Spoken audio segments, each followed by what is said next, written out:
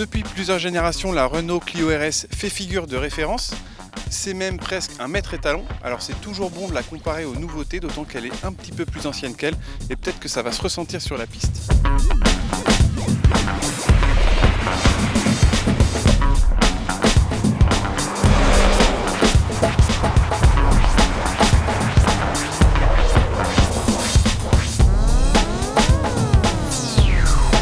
Les Clio 2 RS et Clio 3 RS ont toujours figuré parmi les références de la catégorie des petites GTI. Pour la Clio 4, on ne peut pas en dire autant. C'est une très bonne sportive, mais pour l'avoir comparée à d'autres modèles comme la 208 GTI par exemple ou l'Opel Corsa OPC, sur circuit elle est un peu moins efficace.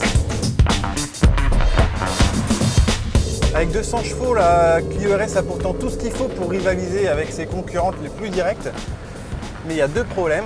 Alors, le premier, il est très facilement identifiable, c'est les pneumatiques. Donc notre voiture est équipée d'un LOP alors que les autres qu'on a pu essayer en même temps sur ce circuit étaient mieux chaussés. Et l'autre problème, c'est l'absence d'autobloquant, de différentiel autobloquant. Et ça se ressent, ça par exemple, en sortie de courbe. On a des petits problèmes de motricité qui font qu'on ne peut pas relancer aussi bien qu'avec les autres modèles.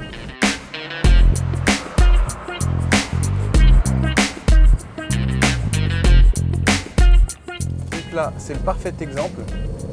Hop, on met pleine puissance et on en perd un peu.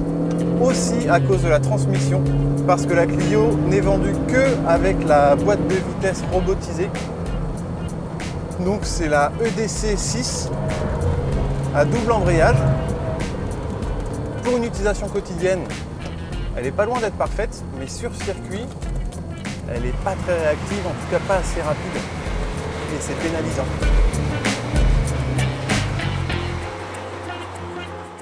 En revanche, pour aller tous les jours au boulot, la Clio RS c'est parfait.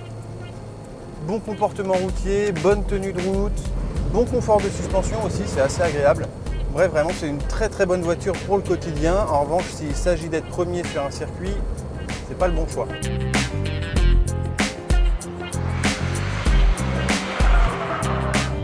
Dernière chose, le prix. Pour s'offrir une Clio RS 200 EDC, il faut débourser 28 850 €.